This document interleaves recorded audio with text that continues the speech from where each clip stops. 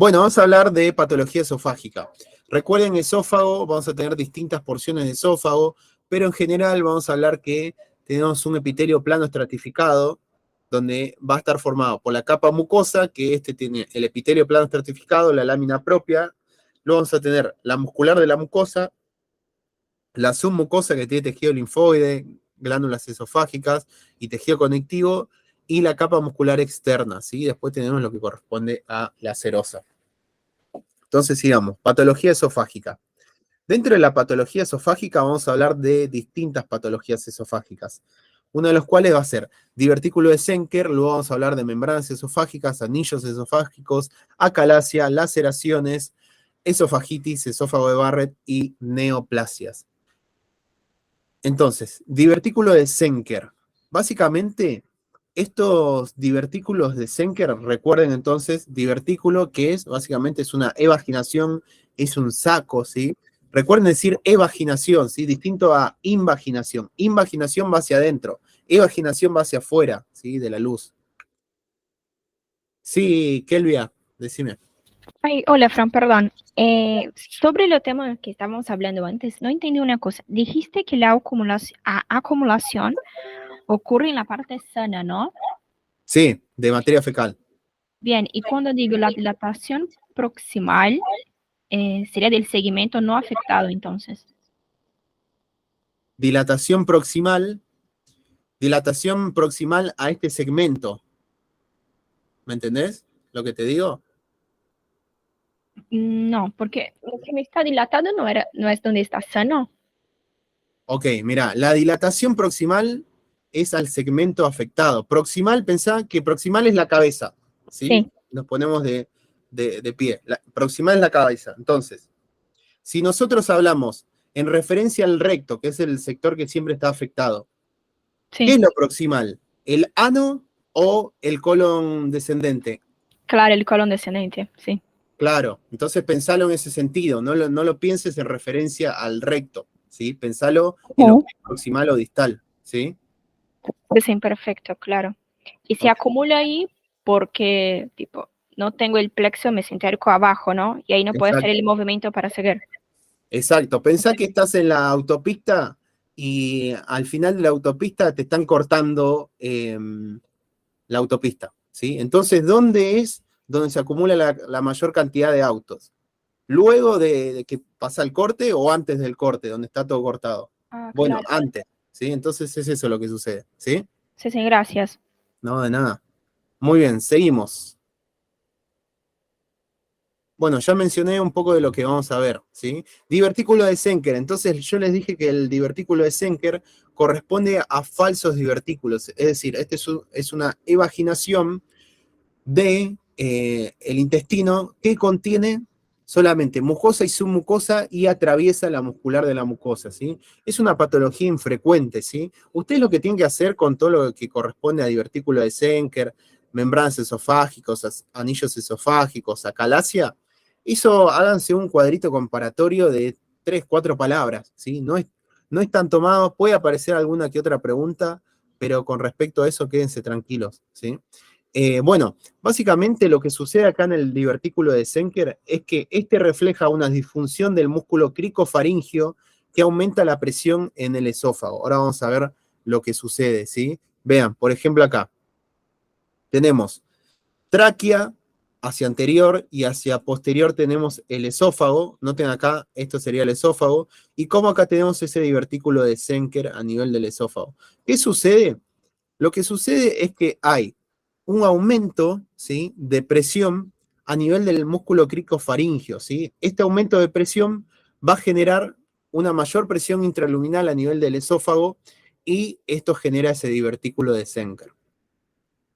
Entonces, se ve mayormente en pacientes mayores de 50 años, el divertículo puede acumular comida, pudiendo dar halitosis y regurgitación. Piensen, el paciente come, ¿sí?, y pónganle que una porción va por el esófago y luego sigue por todo el tránsito. Pero también hay una porción que va a nivel de este saco, ¿sí? Y se acumula comida por días, por meses, y este paciente va a consultar diciendo que tiene mal olor, halitosis, ¿sí? Eso es lo que puede pasar en este paciente. Luego, membranas esofágicas. Las membranas esofágicas básicamente son protrusiones de la mucosa. Estos son idiopáticos, es decir, no se conoce la causa. Van a estar en forma de estante. ¿Vieron cuando ustedes a nivel de su pared colocan un estante, una madera? Bueno, a eso se refiere, en forma de estante, ¿sí? Y puede dar obstrucción. ¿Por qué puede dar una obstrucción? Porque básicamente a nivel de la luz del esófago tenemos una tabla, es decir, una membrana mucosa esofágica que me está obstruyendo la luz, ¿sí? Entonces el paciente come y dice, no me pasa la comida, ¿sí? Mayormente son en pacientes mujeres mayores de 40 años. Y acá podemos hablar de un síndrome particular que se llama síndrome de Plummer-Vinson, ¿sí? Síndrome de Plummer-Vinson. Y acá Plummer de plomero, igual está un poquito mal el dibujo porque esto es mayor, en general es en mujeres, debería haber una mujer plomera acá, pero bueno, no encontré una mujer plomera en internet. Pero bueno, recuerden esto, ¿sí? El plomero este de Plummer-Vinson es mujer, ¿sí? Y básicamente, ¿qué vamos a ver en este síndrome? Recuerden, síndrome es conjunto de signos y síntomas. Membranas esofágicos en esófago superior, ¿sí? Entonces ven acá, tráquea, esófago. Y noten acá cómo en el esófago tenemos un estante, ¿sí? Una membrana mucosa esofágica que va generando la disminución de la luz de este esófago. Luego, anemia ferropénica, ¿sí? Por eso es el plomero, ¿sí? Porque tiene esta llave, ¿sí? Anemia ferropénica. Luego, glositis puede tener, es decir, una inflamación a nivel de la lengua. Puede tener queilosis también. ¿Vieron cuando se les empieza a agrietar las comisuras labiales? Eso significa queilosis, ¿sí? Entonces, si ustedes les hablan de anemia ferropénica, queilosis y membranas esofágicas, no dudan, síndrome de Plummer-Vinson, ¿sí? Y noten acá la vista transversal y superior del esófago. Esto no debería tener nada que interponga la luz del esófago, y noten acá cómo hay una membrana esofágica que está como tapando en forma de estante a esa luz esofágica. Apenas tenemos este orificio donde puede pasar la comida, ¿sí? Ahora, vamos a hablar de anillos esofágicos, ¿sí? Los anillos esofágicos son parecidos a las membranas esofágicas, ¿sí? Pero estos son más gruesos y son más circunferenciales, los anillos esofágicos. También llamados anillos de Chasky, y está formado por mucosa y submucosa, y en algunos casos puede haber muscular de la mucosa hipertrofiado, ¿sí? Básicamente son como membranas esofágicos más gruesos, ¿sí? Tenemos dos tipos. Uno donde la mucosa es escamosa, es decir, epitelio plano estratificado, y este va a estar ubicado en general por encima de la unión gastroesofágica, es decir, en este sector, ¿sí? Por encima, recuerden, de la unión gastroesofágica. Y el tipo B, vamos a tener que tiene mucosa gástrica y este está en la unión gastroesofágica. Entonces podemos decir, a grosso modo, que el tipo A tiene más un epitelio parecido al esófago y el tipo B tiene un epitelio más parecido a lo que corresponde estómago, ¿sí? Recuerden, esto no es tan tomado, háganse un cuadrito así comparativo rápido y listo, ¿sí? No se enrosquen mucho con estos temas, ¿sí? Ahora, síndrome de Mallory-Weiss, en general aparece síndrome de Mallory-Weiss en los choice, así que esto sí, ténganlo, y esto lo van a ver igualmente no sé si ya lo habrán visto en semiología, después lo verán en interna, y en su carrera capaz que también lo ven dependiendo de lo que elijan. Y estos síndrome de Mallory-Weiss son las laceraciones que se evidencian a nivel esofágico, donde vemos desgarros de la mucosa en un sentido longitudinal, es decir, de arriba hacia abajo, cerca de la unión gastroesofágica, ¿sí? Entonces, vamos a ver, tenemos acá esófago, estómago, y en la unión gastroesofágica vamos a ver que hay laceraciones, como erosiones, como desgarros de la mucosa, ¿sí? De la mucosa, recuerden que es algo superficial, y tiene un sentido longitudinal, es decir, de arriba hacia abajo, no es transversal, no va de lado a lado, ¿sí? Recuerden eso. Y esto se va a asociar muy frecuentemente a pacientes que se inducen el vómito y se inducen las arcadas, ¿sí? O tienen alguna patología que les genere muchas arcadas, vómitos, ¿sí? Pero que sean intensos, ¿sí? Y esto lo vamos a asociar mucho a la intoxicación alcohólica aguda, ¿sí? Son arcadas y vómitos muy intensos que presentan los pacientes. Y entonces, ¿qué sucede ahí? por qué hay una laceración, es que aumenta tanto la presión intraabdominal a nivel gastroesofágico que a nivel de lo que corresponde a la mucosa se empieza a lacerar, ¿sí? Por ese aumento de presión, ¿sí? Esto también va a estar asociado al alcoholismo crónico y una relajación inadecuada de la musculatura del esfínter esofágico inferior durante el vómito. Es decir, hay una hipertonía del esfínter esofágico inferior en el vómito. En el 75% de los casos hay una hernia hiatal. No sé si recuerdan lo que corresponde a una hernia hiatal, pero acá se los esquematizo, ¿sí? Hernia hiatal, recuerden que toda hernia corresponde a la protrusión de una víscera por un orificio biológico, ¿sí? Tenemos el hiato a nivel del diafragma, ¿sí? Y ya tenemos esos orificios biológicos, ¿sí? Entonces, si protruye el estómago por ese orificio biológico, se va a llamar hernia hiatal, ¿sí? Entonces, ¿qué sucede ahí cuando hay una hernia del estómago a través del diafragma? Bueno, piensen que el diafragma es un músculo y está contrayéndose. ¿Qué va a pasar a nivel intraluminal? Bueno, a nivel intraluminal de estómago y a nivel de esófago va a aumentar esa presión. ¿Por qué? Porque tenemos al diafragma que me comprime ese sector herniado. Y eso va a generar un aumento en la chance de tener laceraciones esofágicas, ¿sí? Entonces recuerden que va a estar asociado a vómitos intensos, pacientes alcohólicos, ¿sí?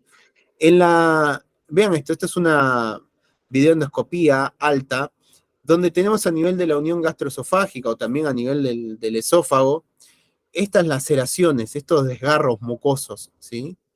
Estos desgarros mucosos no van a tener tanta clínica en los pacientes, ¿sí? Van a ver que el paciente por ahí vomita un poco de sangre y al mes ya está bien, ¿sí? Esto se autolimita, ¿sí? No tiene una complicación grave este síndrome de Mallory-Weiss, ¿sí? Entonces vean acá el esquema, cómo tenemos estos desgarros longitudinales que están cerca de la unión gastroesofágica, ¿sí? Una clínica que puede tener es la hematemesis, es decir, que vomite sangre este paciente. Luego vamos a tener otro síndrome que básicamente sería la versión más hardcore, más grave del síndrome de Mallory-Weiss, que corresponde al síndrome de Boerhaave. El síndrome de Boerhaave es una patología poco frecuente y es grave, gravísima, donde tenemos un desgarro transmural del esófago distal. Es decir, no solamente se afecta a la mucosa, su mucosa, sino que también se afecta a la muscular externa, muscular propia. Lo podemos ver acá, síndrome de Boerhaave, ¿sí? Vean acá como a nivel del esófago distal hay una perforación ya directamente porque se afectó mucosa, submucosa muscular externa y también lo que corresponde a serosa, ¿sí? Y esto va a generar rotura completa del esófago distal. Piensen que si tenemos rotura de órgano, va a empezar a eliminar un montón de sangre y va a ir hacia toda la cavidad torácica de este paciente, ¿sí? Entonces piensen eso, que el paciente puede tener una mediastinitis, ¿sí? Puede tener una clínica que repercuta muy fuertemente en la hemodinamia de él, ¿sí? Donde tenga un shock hipovolémico, por ejemplo, porque básicamente se me rompió o se desgarró totalmente un órgano que es el esófago, ¿sí? Entonces, en la clínica vamos a tener, evidentemente, hematemesis, que vomite sangre, puede tener una mediastinitis grave, ¿sí? Recuerden que estamos tirando mucho, primero, contenido del esófago hacia el mediastino y también sangre hacia el mediastino, ¿sí? Generando inflamación. Puede tener angor, es decir, dolor de pecho, taquicardia, shock hipovolémico, este paciente, ¿sí? Y ven acá un dibujito de síndrome de Mallory-Weiss, lo que les decía, hematemesis, paciente alcohólico, un desgarro, ¿sí? Y va a tener una hemorragia digestiva alta. Desgarro incompleto que afecta solo a la mucosa y submucosa. Luego, pasando a otra patología, vamos a hablar de acalasia. Básicamente, en acalasia vamos a tener una falla en la relajación muscular del esfínter esofágico inferior. Es decir, vean esto. Acá tenemos la unión gastroesofágico y acá está el esfínter esofágico inferior. Y noten cómo lo vemos una vista superior y transversal, ¿sí? Cómo está siempre cerrado. ¿Por qué? Porque hay una hipertonía, digamos, por la falla en la relajación muscular de ese esfínter esofágico inferior, ¿sí? Eso es acalasia, recuerden eso, ¿sí? Entonces, ¿cómo lo vamos a ver? De esta manera, ¿sí? Ahora vamos a hablar un poco de la tríada de la acalasia. Básicamente vamos a tener un aumento del tono del esfínter esofágico inferior, una relajación incompleta del esfínter esofágico inferior y un aperistaltismo del esófago. Esta patología puede ser primaria o también puede ser secundaria, por ejemplo, a Chagas, amiloidosis, neuropatías diabéticas, sarcoidosis, ¿sí? En la primaria en general es idiopático. Y después tenemos otras causas que no son tan importantes. Ahora, ¿qué es lo más importante que ustedes deben tener en la cabeza? Primarias, idiopática. Secundarias, enfermedad de Chagas, y más en nuestro país, ¿sí?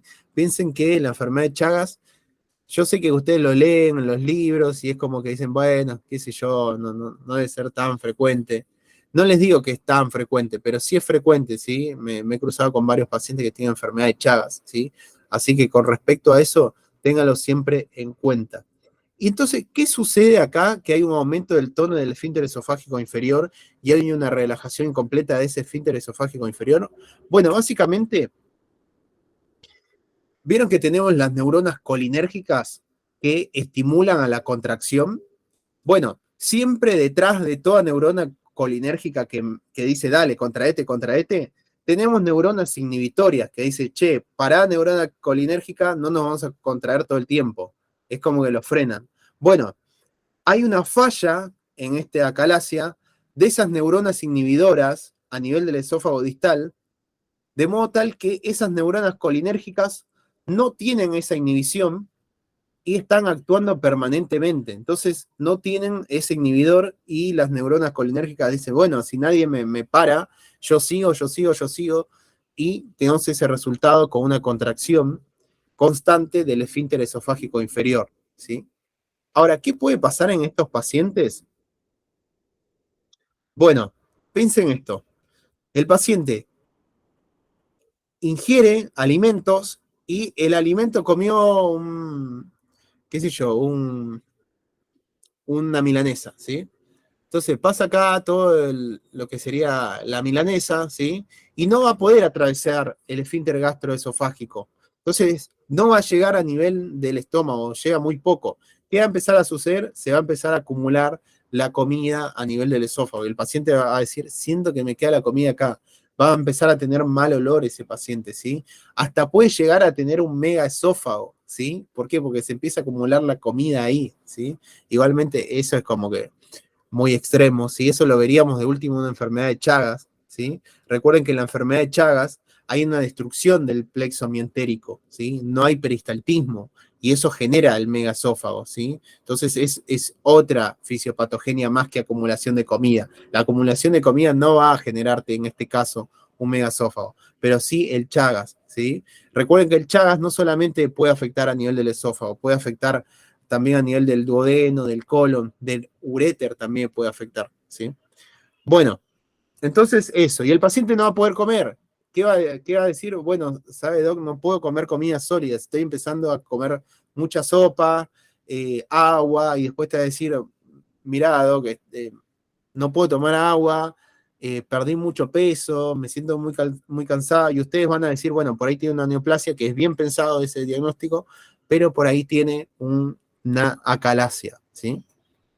Bueno, seguimos entonces. Ahora, dejando de lado eso, lo de acalasia, vamos a hablar de esofagitis por reflujo, ¿sí? Antes de hablar de esofagitis por reflujo, le voy a mencionar dos palabras de esofagitis infecciosa, que esto principalmente va a estar dado por virus herpes, citomegalovirus, cándida, mucormicosis y aspergilosis, ¿sí? Lo repito, herpes, citomegalovirus, cándida, mucormicosis y aspergilosis, ¿sí? Recuerden que a nivel de los virus, ¿qué vamos a ver en esa esofagitis infecciosa? Bueno, por ejemplo, en citomegalovirus vamos a ver un infiltrado mononuclear, ¿sí? Vamos a ver células en ojos de búho también en citomegalovirus, ¿sí? Bueno, dejando eso de lado, que no es tan importante, ahora sí vamos a hablar de una patología importante y frecuente en nuestro medio, que es la esofagitis por reflujo, es decir, inflamación del esófago por reflujo gastroesofágico, ¿sí? El epitelio plano estratificado del esófago es resistente a la abrasión de los alimentos, pero es sensible al ácido. Por eso es que en general, en lo normal, no llega ácido a nivel esofágico, ¿sí? Pero ¿qué sucede ante ciertas patologías? Por ejemplo, en el reflujo gastroesofágico o enfermedad por el reflujo gastroesofágico. Bueno, a nivel gástrico va a empezar a suceder que hay ¿cómo puedo decirlo? Una dirección retrógrada de ácido clorhídrico y va hacia el esófago, generando daño a nivel esofágico, ¿sí? Entonces hay reflujo, un retroceso del ácido, generando daño permanente a nivel del esófago, ¿sí? Causa más frecuente relajación del esfínter esofágico inferior que da reflujo, enfermedad de reflujo gastroesofágico. Otras causas puede ser el alcohol, ¿sí? El alcohol, recuerden que te genera relajación a nivel del esfínter esofágico inferior, ¿sí? Por eso a los pacientes que toman mucho alcohol se les recomienda que duerman con varias almohadas, ¿sí? Así que dato para ustedes. Tabaquismo, obesidad, embarazo, hernia hiatal. ¿Por qué esto? ¿Por qué obesidad, embarazo, hernia hiatal? Bueno, porque, por ejemplo, la obesidad, al tener tanto tejido celular subcutáneo a nivel abdominal, este va a generar, piensen que pesa, ¿sí? El tejido celular subcutáneo. Pónganle que tenemos una grasa así de grosor, y esto va a pesar y va a generar aumento de la presión a nivel intraabdominal, ¿sí? Y el aumento de presión intraabdominal puede generar una falla a nivel del esfínter esofágico inferior, generando este reflujo gastroesofágico, ¿sí? Lo mismo sucede con hernia hiatal y con el embarazo, ¿sí? Bueno, a nivel de la microscopía que vamos a ver en este esofagitis por reflujo, podemos ver distintas cosas. Uno de los cuales que tienen que recordar siempre puede ser la metaplasia intestinal, ¿sí? Recuerden eso, ¿sí? Puede haber metaplasia intestinal, es decir, que pase el esófago de tener un epitelio plano estratificado como acá, a tener un epitelio cilíndrico con células caliciformes acá. Es decir, pasa epitelio plano estratificado a un epitelio glandular, ¿sí? Esto vamos a hablar de esófago de Barrett, ¿sí? ¿Qué vamos a ver en la microscopía entonces? Puede ser esófago de Barrett, no siempre lo vamos a ver, no necesariamente lo vamos a ver, pero sí podemos ver eosinófilos intraepiteliales, ¿sí? Eosinófilos intraepiteliales y neutrófilos dispersos, piense que vemos ahí inflamación, e hiperplasia, ¿ven todo este grosor que vemos acá? Es porque hubo un aumento de número de células basales, ¿sí? Esto normalmente es más chico a nivel del esófago. Entonces, una de las complicaciones que puede tener es la presencia de esófago de Barrett, ¿sí? ¿Cómo se ve el esófago de Barrett a nivel de la videoendoscopía alta? Vean, todos estos sectores de mucosa, como que se ve más blanquecino, rosado, estos son los sectores normales, ¿sí? Y vean estos sectores más rojizos, más como intensos, esos corresponden a los parches de mucosa roja aterciopelada, que me habla del esófago de Barrett, ¿sí? Esto les puede aparecer en el examen. Mucosa roja aterciopelada, ustedes no lo dudan y van a pensar en un esófago de Barrett, ¿sí? Bueno, y vean acá la diferencia entre uno y el otro, ¿sí? Esófago normal en la macroscopía, vemos acá la unión gastroesofágica normal y vean qué sucede en esta enfermedad, ¿sí? El esófago de Barrett. Se ve los parches mucosos rojos o terciopelados. Y en la microscopía vemos cómo tenemos un epitelio glandular con células cilíndricas y células caliciformes, que corresponden a estas células como ópticamente negativas. Muy bien, seguimos. Ahora vamos a abocarnos un poquito más con el esófago de Barrett, que es importante que lo sepan, ¿sí? Es una complicación de la enfermedad de reflujo gastroesofágico crónico y se ve esa metaplasia intestinal que ya les hablé previamente. ¿Dónde se ve mayormente? En hombres blancos de 40 a 60 años, ¿sí? ¿Por qué? Porque esto se ve que hay una asociación entre un síndrome metabólico que aumenta la presión intraabdominal con todo lo que corresponde al reflujo y por ende al esófago de Barrett, ¿sí? En la macroscopía, lo que les dije previamente, parches o lengüetas rojas, ¿sí? Todo esto corresponde al esófago de Barrett. Mucosa aterciopelada, parece terciopelo. Sí, Kelvia. No, que alguien pidió para repetir en el chat. ¿Qué querían que repita? Porfa, repetir cómo se ha encontrado la mucosa. La mucosa de esófago de Barrett, ¿me dicen?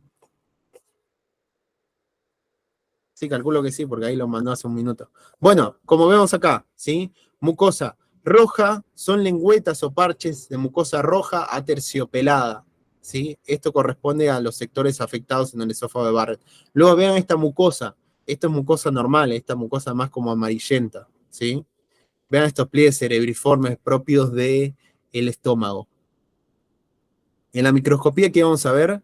Va a haber una metaplasia intestinal, es decir, un cambio de epitelio escamoso a un epitelio glandular cilíndrico con celos caliciformes.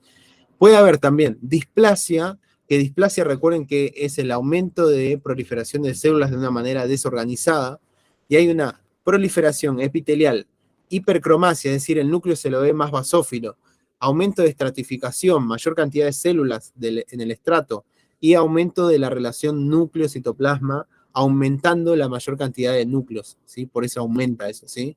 Puede ser de bajo o de alto grado esa displasia, ¿sí? Bueno, con respecto a patología esofágica,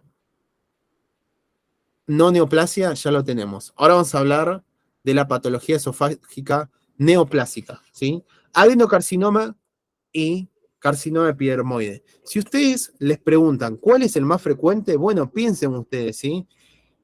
Ok, en el esófago, ¿qué epitelio predomina más?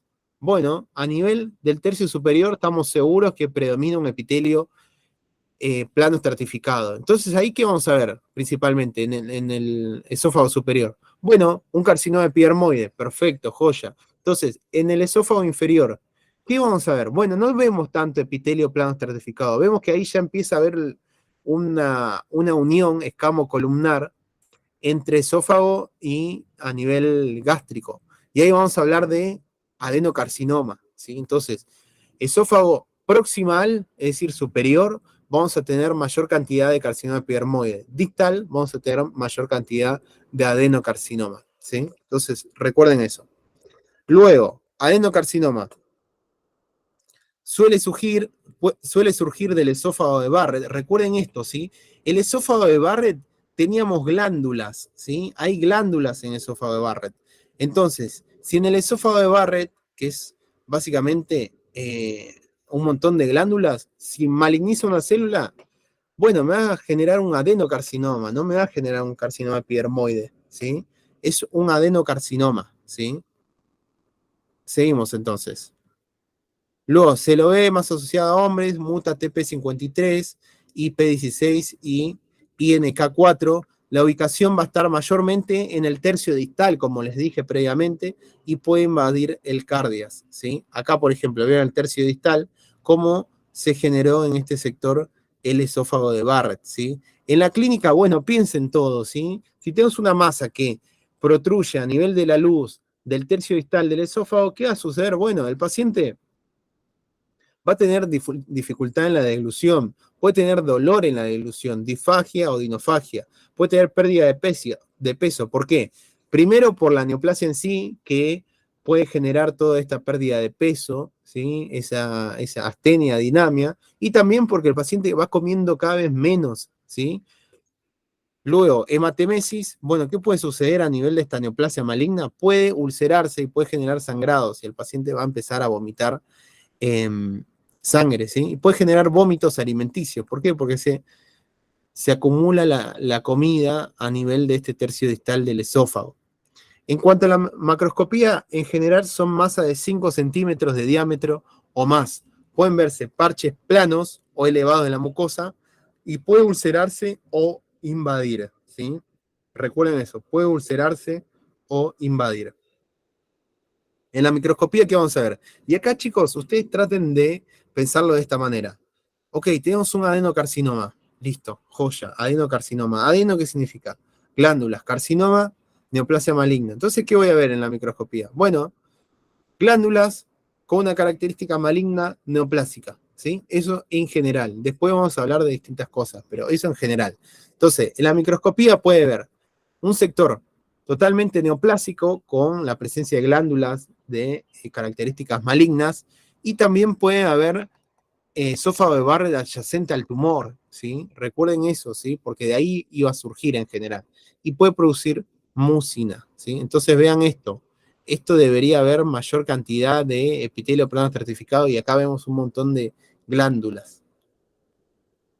Seguimos, vamos a hablar de carcinoma epidermoide, y acá nunca, siempre cuelgo en arreglárselo, ¿sí? Esto está mal, ¿sí? Esto es, cuando hice la diapo yo copié y pegué y después lo iba a cambiar, y no sé qué pasó con el cambio, pero esto táchenlo, tachen todo, ¿sí? No va a surgir a partir del esófago de Barrett, este carcinoma epidermoide. El carcinoma epidermoide, yo quiero que recuerden que surge principalmente a nivel de lo que sería sectores donde hay una ingesta de picante alto, ¿sí? Por ejemplo, a nivel de Japón, todos esos sectores a nivel de países vecinos, no sé, puede ser México, Chile, bueno, México no es un país vecino, Perú, Bolivia, ¿sí? En esos sectores, ¿sí? Básicamente, dentro de los riesgos, vamos a hablar de ingesta de comidas picantes, del consumo de alcohol, tabaquismo, la pobreza, ¿sí? Todo esto me va a aumentar la predisposición a la generación de carcinoma epidermoide, ¿sí? Se lo ve más frecuentemente en afroamericanos, ¿sí? Y dentro de los genes que mutan, van a tener TP53, que va a compartirlo con el carcinoma, adenocarcinoma, va a mutar también ecaderina, ¿sí? Y SOX2, ¿sí? Entonces, cuando hablamos de, bueno, acá está todo esto, ¿sí? Lo que les mencioné. De factores predisponentes, tenemos todo eso, ¿sí? En cuanto a la clínica, vamos a ver también, piénsenlo, como una clínica de neoplasia, ¿sí? Pérdida de peso, anemia ferropénica. ¿Por qué hay una anemia ferropénica? Bueno, puede empezar a sangrar y generar anemias, ¿sí? Hemorragia por úlcera, y en la macroscopía vamos a ver una lesión gris blanquecina, y puede ser polipoide, es decir, que protruya o ulcerada, ¿sí?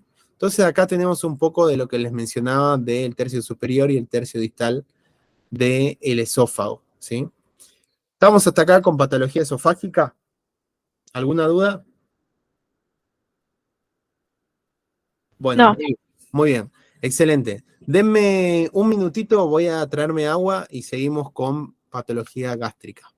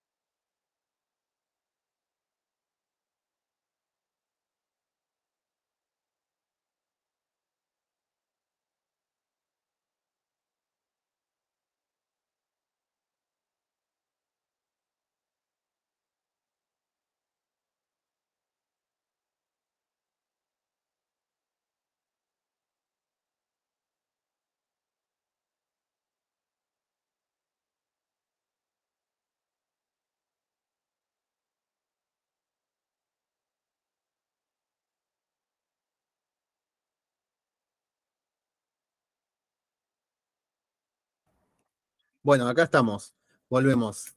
No sé por qué siempre que doy clases me agarra alergia. Eh, Todos los días me da alergia, pero hoy me dio más potente que nunca. Seguimos entonces. Patología gástrica, ¿sí? Recuerden, a nivel gástrico vamos a tener distintas porciones. El cardias, el fundus, el cuerpo, el antro pilórico, el píloro, ¿sí? Y después tenemos todo lo que corresponde a intestino delgado, ¿sí? Entonces, recuerden, cardia, fundus, cuerpo y antro pilórico, ¿sí? Entonces, vean cómo a nivel del estómago vamos a tener distintas conformaciones de las glándulas, ¿sí? Vean a nivel del cardias cómo tenemos glándulas que secretan mucina, por ejemplo, ¿sí? Vean a nivel del cuerpo y el fondo cómo tenemos una mucosa donde ya vemos las células parietales, las células principales, ¿sí? Las células endócrinas. Luego vamos a tener a nivel pilórico también mayor cantidad de células mucosas y glándulas tubulares alargadas, ¿sí? Entonces, vamos a hablar entonces de la patología gástrica. Es importante a nivel gástrico para el examen esto, ¿sí? Patologías que vamos a mencionar van a ser gastritis aguda y crónica, úlcera péptica, gastropatías hipertróficas, pólipos gástricos y tumores gástricos. Entonces, la gastritis aguda va a ser la inflamación a nivel gástrico de manera aguda, es decir, un corto periodo de tiempo, y se da cuando alguno de los mecanismos protectores de la mucosa gástrica van a ser afectados, ¿sí? Recuerden que a nivel gástrico vamos a tener una secreción mucosa que básicamente esa fina secreción mucosa que tiene bicarbonato va a proteger a la mucosa gástrica del ácido clorhídrico, ¿sí? Recuerden eso. Entonces, hay sectores, hay causas que producen una disrupción de esa barrera que tiene el estómago contra el ácido clorhídrico. ¿En qué casos puede haber una disrupción de esa barrera? Por ejemplo, en una infección por Helicobacter pylori. Esto es importantísimo que lo sepan, chicos. Helicobacter pylori causa más frecuente de gastritis aguda, ¿sí? Tienen que saberlo y si se los toman lo recuerdan, ¿sí? El uso de AINES, ¿sí? El alcohol, tabaquismo, reflujo, que el reflujo, cuando hablamos de reflujo, va a ser un reflujo duodenal, ¿sí? Es decir, a nivel duodenal van a haber enzimas duodenales que son más alcalinas, que va a llegar a nivel del estómago y va a generar también daño, ¿sí? Estrés, y acá, chau, cagamos todo. Después dieta, ¿sí? Una dieta hiperácida, ¿sí? Que les decía previamente, con mucho consumo de alcohol, dietas picantes, comidas muy calientes, el consumo de té, mate, caliente, todo esto puede generar daño a nivel de esos factores protectores de la mucosa gástrica. No solamente tenemos esa secreción con bicarbonato, sino que también nos ayuda mucho la circulación a nivel gástrico para la protección del ácido clorhídrico, ¿sí? Entonces, en la microscopía que vamos a ver puede ser un epitelio intacto o puede haber hiperplasia de células foveolares en sacacorchos. Ahora después vamos a hablar un poquito sobre eso, ¿sí? Después, los neutrófilos los vamos a notar por encima de la membrana basal. Esto me habla de inflamación activa, estamos hablando de inflamación aguda, y puede haber algunos linfocitos y células plasmáticas. Vean acá la morfología de las gastritis agudas, y esto casi siempre aparece en los exámenes, ¿sí? Puede ser una gastritis superficial aguda, que básicamente esto es asintomático, el epitelio está intacto, hay mayor cantidad de neutrófilos que lo normal, ¿sí? A nivel de la mucosa, y esto puede progresar a una gastritis hemorrágica, es decir, que haya desprendimiento de la mucosa y genere pequeñas erosiones y hemorragias a nivel gástrico. Después vamos a tener gastritis erosiva aguda, que acá va a haber un mayor desprendimiento de mucosa, ¿sí? Que puede llegar hasta nivel de lámina propia, ¿sí? Siempre vamos a tener los neutrófilos. Y después úlcera de estrés. Estas úlceras de estrés, que no, en general no hablamos del estrés del día a día, ¿sí? No es que te genera esto. Cuando hablamos de úlcera de estrés, hablamos de pacientes internados en terapia intensiva, hablamos de politrauma, ¿sí? Pacientes en shock, ¿sí? Estas úlceras se generan porque básicamente hay una falla en la circulación a nivel estomacal, generando estas úlceras, y eso se ve más en esos pacientes que les mencioné previamente. Entonces, dejamos de lado la gastritis aguda y vamos a hablar ahora de la gastritis crónica. Recuerden siempre, gastritis, Helicobacter pylori, no me importa si es agudo, crónico, Helicobacter pylori, ¿sí? Las causas de gastritis crónica, la más frecuente va a ser por Helicobacter pylori. La segunda más frecuente va a ser autoinmune. El autoinmune, ¿tiene que ver algo con Helicobacter pylori? No, ¿sí? No confundan una cosa con la otra, ¿sí? El Helicobacter pylori va a ser una gastritis crónica infecciosa, digamos, ¿sí? En cambio, autoinmune no tiene nada que ver con esa infección, ¿sí? Otras causas puede ser la radiación, reflujo biliar crónico, la presencia del uso de zona nasogástrica permanente o la enfermedad de Crohn. Recuerden que la enfermedad de Crohn va de boca al ano, es decir, que puede afectar también a nivel del estómago, ¿sí? Generando esa gastritis crónica. Entonces, ¿qué sucede en la causa principal de gastritis crónica, que es por Helicobacter pylori? Bueno, vamos a tener que primero hay una infección por Helicobacter pylori a nivel gástrico, donde se ubica principalmente, y esto anótenlo, sépanlo, no pueden no saberlo, porque reaparece en los exámenes, y si no lo saben, se pierden una re chance de meter un punto más en el examen. Recuerden, el Helicobacter pylori prefiere estar a nivel del antro del estómago, ¿sí? ¿Y dónde va a generar entonces principalmente esa gastritis? A nivel antral, ¿sí? Recuerden eso no se lo olviden. ¿Qué sucede a nivel antral? Va a haber un aumento en la secreción de gastrina. Recuerden que la gastrina va a estimular a las células parietales a la síntesis de ácido clorhídrico, ¿sí? Entonces, va a aumentar la gastrina, puede implicar el cuerpo y el fundus, eso no importa tanto, ¿sí? Y va a generar una reducción de la masa parietal y la secreción ácida, ¿sí? Entonces vamos a tener una metaplasia y aumento de riesgo de adenocarcinoma. Ahora vamos a hablar un poquito más sobre eso, ¿sí? Pero vean esto, entonces, lo que les decía.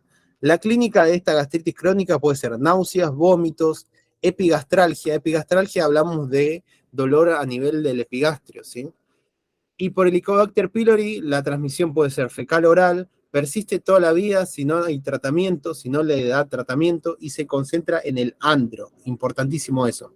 ¿Qué vamos a ver a nivel de la mucosa del antro? Que va a estar eritematosa, con un aspecto sobrelevado, nodular, ¿sí? En la microscopía vamos a ver, por un lado, al inicio neutrófilos, piensen en inflamación aguda, pero luego vamos a ver que van a migrar atravesando la membrana basal, ¿sí? A ver si tenemos alguna imagen acá. Es decir, tenemos neutrófilos en todo lo que es la mucosa, y luego van a migrar a nivel de la mucosa, penetrando la membrana basal, a eso se refiere, ¿sí? Y vamos a tener de ese modo neutrófilos intraepiteliales y células plasmáticas, ¿sí? Eso es más en esta gastritis crónica. Y como es crónica, también hemos infiltrado mononuclear con la formación de folículos linfoides, ¿sí?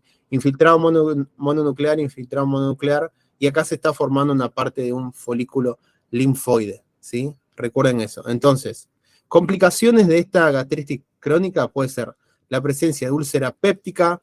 ¿Cuál es la causa más frecuente de úlcera péptica? Helicobacter pylori. Atrofia de la mucosa. Recuerden que todo patología crónica al final te va a generar atrofia, ¿sí? Por ejemplo acá, metaplasia intestinal, ¿sí? Y ahí me va a generar una metaplasia que puede aumentar el riesgo de adenocarcinoma.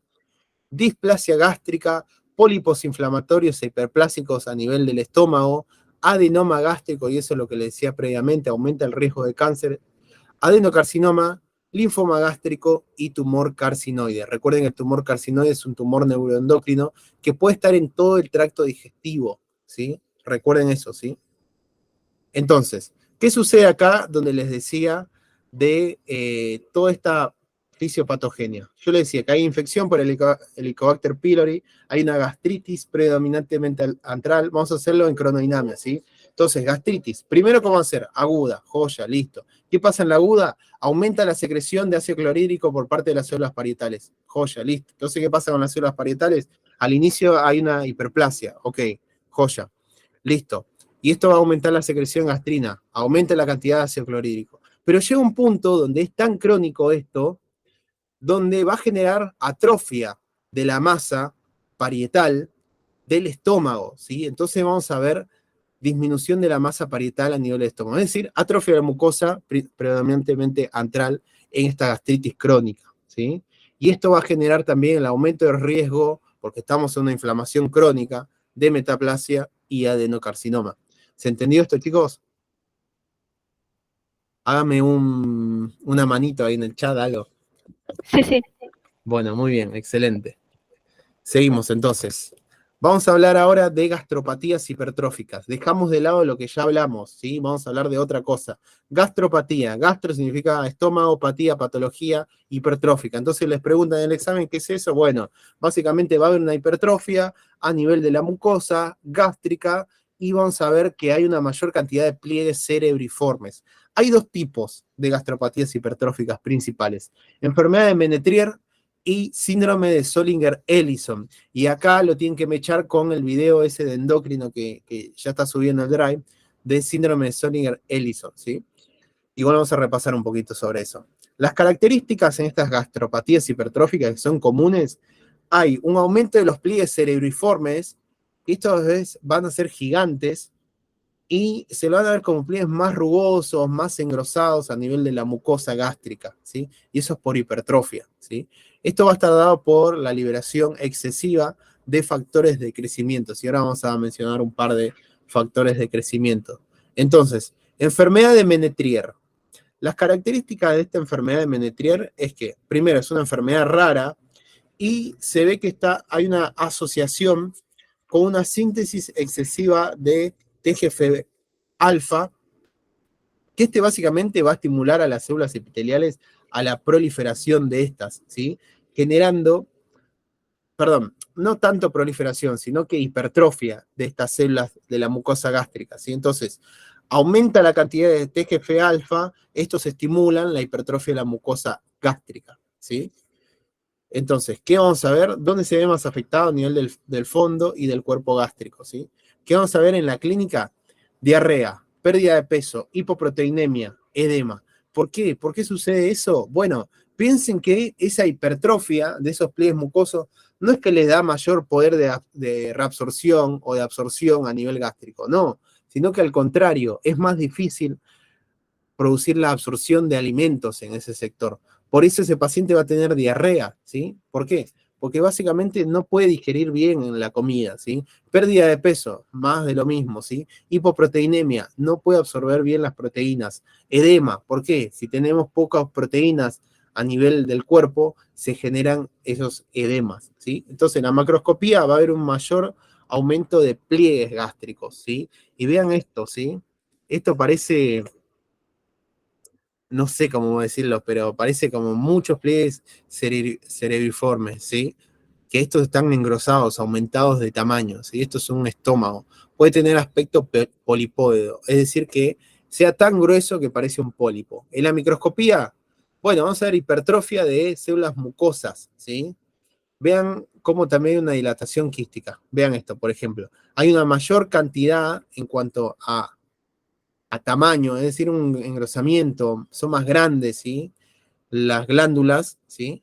Y hay sectores donde se dilatan esas glándulas, y eso se llama dilatación quística. Este sector, esta glándula, tiene una dilatación quística. Esta glándula es normal dentro de esa hipertrofia, ¿sí? No tiene dilatación quística, sí tiene dilatación quística, ¿sí? Esa es la diferencia entre uno y el otro, y cualquiera de los dos se puede ver en esta enfermedad de Menetrier. Luego, vamos a hablar de síndrome de Zollinger-Ellison. El síndrome de Zollinger-Ellison se va a dar por la presencia de tumores a nivel del páncreas e intestino delgado. ¿Cómo se llaman esos tumores? Gastrinomas, ¿sí? ¿Por qué? Porque son tumores, son neoplasias que empiezan a sintetizar mucho ácido clorhídrico, ¿sí? Entonces, perdón, mucha gastrina, y después eso va a tener una repercusión en cuanto al ácido clorhídrico. Entonces, ¿qué vamos a ver? Bueno, piensen esto. Tenemos mucha gastrina, ¿sí? Esta gastrina va a estimular mucho a la mucosa oxíntica, es decir, a las células parietales, ¿sí? Entonces genera la hiperplasia de las células parietales, y las células parietales normalmente que sintetizan ácido clorhídrico. Entonces, ¿qué sucede acá? Vamos a hacer esto, ¿sí? Tenemos un tumor en páncreas o intestino delgado. Este tumor se llama gastrinoma, ¿por qué? Porque sintetiza mucha gastrina, entonces tenemos mucha gastrina, y la gastrina estimula mucho a las células parietales, y las células parietales que sintetizan normalmente ácido clorhídrico. Entonces hay hiperplasia de células parietales, ¿sí? Entonces hay mayor cantidad de células parietales, ¿sí? Y eso me va a generar esa gastropatía, ¿sí? Que hablábamos. Hiperplasia, hipertrofia, ¿sí? Recuerden eso, ¿sí? Entonces, hay mayor cantidad de ácido clorhídrico. ¿Qué va a suceder con esa mayor cantidad de ácido clorhídrico? Bueno, va a tener que bajar el ácido clorhídrico y va a pasar por, vean acá, tenemos mucha cantidad de ácido clorhídrico a nivel del estómago y luego a nivel del duodeno. Eso va a generar distintas repercusiones, ¿sí? Eso recuérdenlo. ¿sí? Entonces, ¿qué va a suceder acá? Por ejemplo, a nivel del estómago, si tengo mucho ácido, bueno, me va a generar múltiples úlceras. A nivel del duodeno, si tengo mucho ácido, se va a generar múltiples úlceras. Entonces, recuerden, síndrome de Zollinger-Ellison va a tener úlceras múltiples, principalmente estómago y duodeno. Puede estar también a nivel del esófago.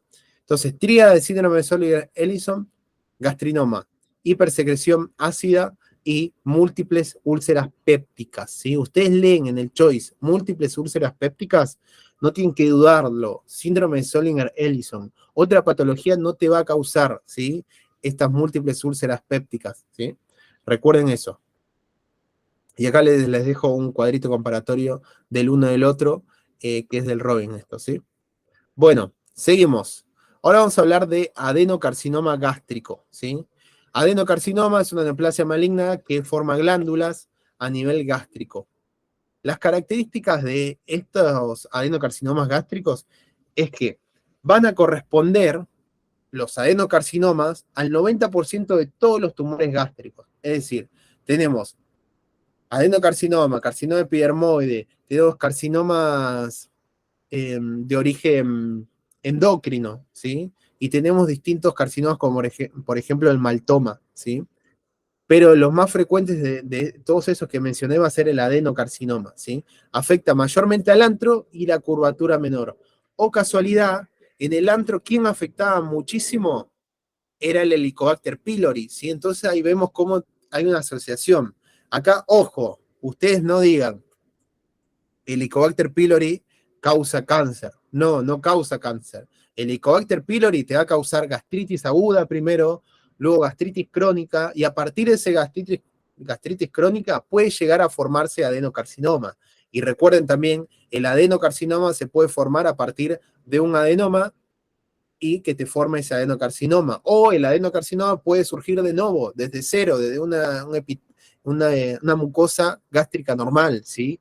No asocien esas cosas que yo sé que ha pasado varias veces y no caigan en esa trampa en los choice, ¿sí? Porque seguramente les va a parecer eso. Bueno, en la microscopía, y acá es importantísimo que sepan esto, presten mucha atención, porque esto es muy tomado, vamos a tener dos tipos de adenocarcinomas. Vieron que yo les hablaba que, bueno, el adenocarcinoma va a formar glándulas. Ahora vamos a ver un poco sobre eso. Vamos a tener dos tipos. Un tipo intestinal, que sí forma glándulas, y un tipo difuso, que no forma glándulas. ¿Qué se ve en la macroscopía en el tipo intestinal? Vamos a ver masas voluminosas de un crecimiento exofítico, ¿sí? Es decir, que van hacia la luz, o ulcerado, en este caso es ulcerado. Vean cómo al principio fue como una masa que protruía polipoide y después se ulceró, ¿sí? Ese es en el intestinal. ¿Y qué vamos a ver en la microscopía? Vamos a ver células que son neoplásicas, cilíndricas y tienen vacuolas de mucosa, de mucina apical, perdón. Entonces, vemos estas células que tienen en el sector apical superior, vamos a tener espacios ópticamente negativos que corresponden a mucina, ¿sí? Esto es el tipo intestinal. Vamos del otro lado, el tipo difuso. El nombre les habla un montón sobre la patología. Difuso. ¿Qué está pasando con esa neoplasia? Bueno, está invadiendo de manera difuso el órgano, en este caso estómago, ¿sí? Entonces, infiltra la pared de manera difusa y tiene un aspecto en bota de cuero, ¿sí? Bota de cuero se refiere a que en el sector afectado, noten cómo hay una pérdida de pliegues cerebriformes, ¿sí? Luego, si lo tocamos a la palpación, va a haber un aumento de la consistencia de este, de modo tal que va a aparecer cuero, ¿sí? Por eso se le llama en aspecto de bota de cuero. A esto también se lo denomina linitis plástica, ¿sí? Después, algo más. ¿Por qué hay un aumento en la consistencia de este adenocarcinoma difuso? Porque también hay algo que se denomina reacción desmoplásica. Y acá, chicos, no pueden no saber qué es reacción desmoplásica, ¿sí? Deben saberlo. La reacción desmoplásica es la respuesta del estroma, es decir, de los fibroblastos que tenemos en el estroma, ante una neoplasia maligna. ¿Qué hacen esos fibroblastos? Sintetizan mucho tejido colágeno. ¿Con qué fin? Con el fin de tratar de encapsular a la neoplasia. No lo logran en una neoplasia maligna, sí en una benigna, ¿sí? Pero en la neoplasia maligna se forma esa mayor cantidad de tejido conectivo, ¿sí? Eso se denomina reacción desmoplásica. Entonces, en resumidas cuentas, reacción desmoplásica es el aumento de tejido conectivo ante una neoplasia maligna. Y eso es lo que les da ese aumento en las consistencias a esas neoplasias malignas. ¿Qué vamos a ver en la microscopía? Células en anillo de sello, ¿sí? No tengo, yo no uso. Bueno, tengo acá una cinta que me lo robé del hospital. Vean acá, tenemos la mucosa gástrica con su epitelio, ¿sí? Y vean acá este sector, ¿sí? Son células que parecen el anillo de sello, ¿sí? Vean esto, parecen el anillo que se pone en el dedo y ustedes lo ven de arriba hacia abajo, parecen eso, ¿sí? Noten acá cómo tenemos la circunferencia donde ponemos el dedo y acá estaría el diamante, la joya, ustedes lo que quieran. ¿Se entiende esta imagen de célula en anillo de sello? Bueno, seguimos entonces. Entonces, noten acá, ¿qué sucede acá? ¿Sí? Eh, Ahora les voy a mencionar sobre esto. Este es de otro, de tumor carcinoide, me parece. Seguimos. Dejamos de lado neocarcinoma gástrico y vamos a linfoma gástrico. El linfoma gástrico, entonces acá pensémoslo, ¿sí? Linfo habla de linfocitos, oma, uno tiende a pensar que es neoplasia benigna, pero no es neoplasia benigna, recuerden que es una de las excepciones a la regla de la nomenclatura de neoplasia benigna. Linfoma es una neoplasia maligna de linfocitos que va a estar a nivel gástrico. Recuerden que a nivel de todo el tracto digestivo vamos a tener el MALT, el tejido linfoide asociado a mucosa, ¿sí? Entonces, el origen de este linfoma gástrico va a ser a partir del MALT y se va a llamar maltoma. El término ese no es propiamente correcto. Yo lo he hablado con docentes de inmuno, no se llama maltoma, en realidad se llama, eh, ya ni me acuerdo cómo se llama, creo que GALT se llama, pero bueno, a chequear eso. Pero no importa eso, ¿sí? En patología le van a llamar maltoma, ¿sí? Características de este linfoma, ¿sí? Maltoma también le puede decir. Van a surgir a partir de linfocitos del tipo B, ¿sí? Linfocitos B, maltoma, ¿sí? Que vamos a hablar dentro de los marcadores BCL2, C19, C20, y suele aparecer en sitios de inflamación crónica. El factor predisponente más importante es la infección por Helicobacter pylori. Vean cómo todo a partir del Helicobacter pylori puede haber una progresión en distintos lados, ¿sí? Entonces, el Helicobacter pylori es lo peor que te puede pasar, ¿sí? Y si alguno de ustedes, o algún familiar, o algún paciente suyo tiene Helicobacter pylori, anímenlo a que se haga el tratamiento antibiótico. Aparte es una estupidez el tratamiento antibiótico, ¿sí? Pero bueno, seguimos. Clínica de esto va a ser la dispepsia, que la dispepsia es básicamente un trastorno en la digestión luego de las comidas. El paciente da síntomas inespecíficos. Dice, yo como de doc y siento como un dolor en la panza acá, pero ese dolor no es que me duele tanto, a veces me duele mucho, a veces poco, y también a veces tengo diarrea, a veces tengo constipación. Es como muy inespecífico la dispepsia, ¿sí? Epigastralgia, dolor a nivel del epigastrio, hematemesis, que empiece a vomitar sangre, melena, que haya heces alquitranadas, bien negruzcos se ven esas heces, que corresponden a una hemorragia digestiva alta en general, ¿sí? Puede también estar causada por una hemorragia digestiva baja con tránsito lento del paciente. Y puede tener pérdida de peso. Recuerden todo, hablamos de una neoplasia maligna. Y no te da acá a nivel gástrico cómo tenemos un montón de linfocitos, ¿sí? Todo esto, linfocito, linfocito, linfocito, linfocito, y acá me habla de un linfoma, ¿sí? Es eso la microscopía, ¿sí? Entonces, infiltrado denso de linfocitos en lámina propia, lo patognomónico van a ser linfocitos neoplásicos que infiltran glándulas gástricas creando linfocitos, lesiones linfoepiteliales. Vean acá, todo esto es una glándula gástrica. Y por fuera deberíamos tener a los linfocitos, ¿sí? ¿Qué va a pasar? Se van a meter los linfocitos generando estas lesiones linfoepiteliales, ¿sí? Entonces, ¿qué es una lesión linfoepitelial? Que a su vez es patognomónico del linfoma. Básicamente, hay linfocitos neoplásicos que están invadiendo, infiltrando una glándula gástrica, ¿sí? Dejamos de lado el linfoma y vamos a hablar del tumor carcinoide, ¿sí?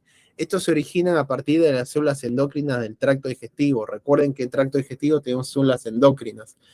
Y cuando, por ejemplo, cuando hablamos en el primer parcial, de las células enterocromáfines a nivel de glándula suprarrenal y de feocromocitoma, se me había olvidado el nombre, vieron que en la microscopía yo les había dicho que tenía ese aspecto en sal y pimienta. Bueno, acá sucede lo mismo con los tumores carcinoides del tracto digestivo, ¿sí? Es básicamente casi lo mismo, ¿sí? Es un tumor neuroendocrino bien diferenciado y que mayormente se lo ve en intestino delgado, ¿sí? Puede estar en otras localizaciones, y vamos a tener una hiperplasia de células endocrinas, puede estar asociada a gastritis crónica, a síndrome de Zollinger-Ellison, y acá es importantísimo asociarlo a la inmunohistoquímica, ¿sí? Cromogranina A y synaptoficina. Vean acá la microscopía, lo que les decía. Vemos la cromatina laxa con gránulos en sal, que son los chiquitos, y pimienta, ¿sí? Entonces, gránulos en pimienta y sal los más chiquitos. En sal y pimienta, ¿sí? Esto es algo como característico de la microscopía de los tumores neuroendocrinos en general, ¿sí? Citoplasma granular y núcleo ovalado con cromatina en sal y pimienta.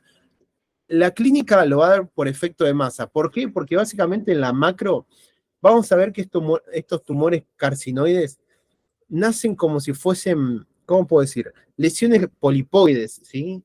Pueden ser como lesiones protruidas que empiezan a obstruir el intestino delgado, ¿sí? Y ese paciente puede tener una clínica de obstrucción, de oclusión, ¿sí? Bueno, y vean acá, ¿sí? Esto es tumor carcinoide, ¿sí? Vean todas estas células que si hacemos zoom, no sé si tenemos tanto, vamos a ver todas estas características de células neuroendocrinas con ese patrón de sal y pimienta a nivel de la cromatina, ¿sí? Todo esto corresponde a el tumor neuroendocrino. Seguimos con tumores gástricos, vamos a hablar del GIST. El GIST, también llamado tumor del estroma gastrointestinal, ¿sí? La T es de tumor, S de estroma, I intestinal, G de gastro, ¿sí? El origen de estas va a ser las células de Cajal, ¿sí? Son células marcapasos, ¿sí? A nivel gástrico. Esto es lo que nos da el movimiento a nivel gástrico. Y van a estar ubicados en la muscular propia. Tiene sentido porque te da el peristaltismo, ¿sí? Entonces, las características pueden ubicarse en cualquier parte del tracto digestivo, ¿sí? Principalmente va a estar a nivel gástrico, pero puede estar a nivel de otros sectores del intestino, duodeno, yeyuno, ilion, recto, donde sea, ¿sí? Va a haber una mutación en el succinato deshidrogenasa que genera un aumento en la función tirosina quinasa. Acá, en pocas palabras, hay una hiperfunción de estas células, ¿sí? Estas células marcapasos, ¿sí? Entonces empiezan a proliferar, ¿sí? Y genera un aumento en cuanto a la masa de esto, ¿sí? Entonces puede ser benigno o maligno, y vean esto, vamos a ver, masas carnosas, ¿sí? El aspecto es carnoso, en general son masas únicas, circunscriptas, no es como que invaden tanto, y puede estar la mucosa intacta o ulcerada. Note acá la microscopía, son dos tipos importantes, ¿sí? Dos tipos, ¿sí? Vamos a hablar de células fusiformes. Vean acá, este es el tipo de células fusiformes, ¿sí? Donde vemos células en habanos, como si fuesen células musculares. Estas son las células fusiformes que les decía, ¿sí? Entonces, esto es importante que lo recuerden, ¿sí? Ese es el tipo de células fusiformes. Luego, vamos a tener el de tipo de células epiteloides. Van a aparecer las células epiteliales. Eso es básicamente lo que tienen que saber uno del otro, ¿sí? Metástasis se da mayormente en cavidad abdominal. En la inmunohistoquímica vamos a tener que es CD11 positivo o también llamado C-Kit positivo. Eso lo repreguntan en el examen. Ponele, te arma un caso clínico, y a vos no te queda claro qué es, y te ponen C-Kit positivo, listo, no lo pensás, ¿sí? Y es esta la tinción de inmunohistoquímica que se lo ve de esta coloración como amarronada rojiza, ¿sí? Luego, vamos a hablar de angiodisplasia, ¿sí? La angiodisplasia van a ser, acá ya dejamos de lado lo que es gástrico, ¿sí? Van a ser malformaciones arteriovenosos, ¿sí? Angio me habla tanto de arterias y venas, displasia de una malformación, ¿sí? Básicamente a nivel de vasos sanguíneos submucosos y mucosos, esto está mal formado, ¿sí? Esto se da mayormente en pacientes mayores de 60 años, ¿sí? En la patogenia no se conoce bien qué sucede, es desconocida, pero se ve que hay como, a ver cómo puedo decir, una contracción del músculo a nivel del ciego, del colon derecho, que genera una obstrucción parcial, ¿sí? Entonces, se contrae tanto el músculo a nivel del ciego, ponele, se contrae tanto que genera una obstrucción parcial, y esa obstrucción parcial va a generar que a nivel de los vasos submucosos de ese sector haya tanta presión que genera una dilatación de los vasos submucosos, ¿sí? Piensen eso, ¿sí? Y piensen que el ciego, como si ustedes lo recuerdan, el ciego, tiene un diámetro bastante amplio, ¿sí? Un diámetro alto, ¿sí? Alto no, sino grande, y este tiene mayor cantidad de músculo. Entonces, mientras más diámetro y mayor cantidad de músculo, mayor contracción, y esa mayor contracción me va a generar que a nivel de los vasos submucosos haya en un sector una, una contracción de esos vasos y por el otro lado una dilatación. Piensen como cuando apretan un globo inflado, ¿sí? El sector que está apretado va a quedar como comprimido, pero el sector que no está apretado va a quedar dilatado. Eso es lo que sucede en la angiodisplasia, ¿sí? Bueno, seguimos. Localización mayormente en ciego y colon derecho, ¿sí? En la microscopía vamos a ver nidos ectáticos de venas tortuosas, vénulas y capilares, ¿sí? Es decir, vamos a ver dilatación a nivel arteriovenoso, ¿sí? Y acá piensen, se dilata una vena, una arteria, ¿sí? ¿Qué puede pasar con eso? Bueno, se puede romper y puede generar hemorragias, ¿sí? Y es por eso que en los pacientes de hemorragia digestiva baja en adultos mayores, la causa más frecuente va a ser angiodisplasia, ¿sí? También tenemos diverticulosis y todo eso, ¿sí? Pero recuerden eso, ¿sí? ¿Se entendió esto lo de angiodisplasia, chicos? Sí, sí. Muy bien. Seguimos. Síndrome de mala absorción, ¿sí? En el síndrome de mala absorción vamos a tener un montón de causas de síndrome de mala absorción, ¿sí? Como su nombre lo indica, hay una absorción defectuosa de nutrientes provenientes de los alimentos y la clínica puede dar diarrea o puede dar esteatorrea. Esteatorrea, esteato como esteatosis, digamos, se refiere a grasa, rea de aumento de las deposiciones, ¿sí? Entonces vamos a ver que el paciente empieza a tener deposiciones blanquecinas, ¿sí? Que parecen grasa, malolientes, y esto me va a hablar de una falla en la absorción de todo lo que es contenido graso, ¿sí? Va a tener el paciente flatulencias, aumento de lo que serían los gases, dolor abdominal, pérdida de peso. ¿Por qué? Porque no absorbe bien, y en casos crónicos se acentúa la pérdida de peso, puede tener anorexia, puede tener dolor abdominal mayor, no sé por qué puse tantas veces pérdida de peso, pero hay mucha pérdida de peso.